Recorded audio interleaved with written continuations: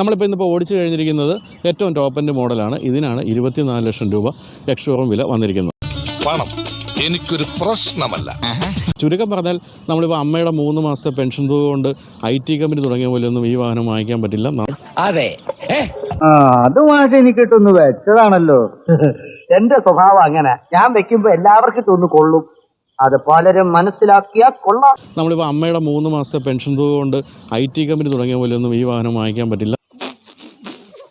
നന്നായിട്ട് കഷ്ടപ്പെട്ട് വിയർത്താൽ മാത്രമേ ഇതിൻ്റെ ടോപ്പ് എൻഡ് മോഡലൊക്കെ വാങ്ങിക്കാൻ പറ്റുകയുള്ളൂ എന്നുള്ളതാണ് ചുരുക്കത്തിൽ പറയേണ്ടത്.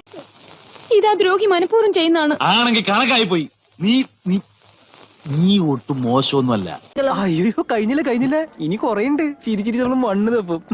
ഓർമ്മ ശരിയാണെങ്കിൽ കിഡാണ് ആദ്യമായിട്ട് CMFA പ്ലാറ്റ്ഫോമിൽ വന്നതെന്നുള്ളതാണ്. അന്ന് തൊട്ട് ഇന്ന് വരെയുള്ള വാഹനങ്ങൾ, ഇനി മുന്നോട്ടുള്ള വാഹനങ്ങളെല്ലാം നിർമ്മിക്കപ്പെടുന്നത് ഈ പ്ലാറ്റ്ഫോമിലാണ്. അതാണ് ഞങ്ങളുടെ കുടുംബത്തിന്റെ മഹിമ. എല്ലാ പൈപ്പറും നല്ല പൊളിയാ. നമ്മുടെ PC ജോർജിനെ പോലെ പ്ലാറ്റ്ഫോം മാറി കളിക്കുന്നില്ല എന്നുള്ളതാണ് റെനോയുടെ ഏറ്റവും വലിയ പ്രത്യേകത.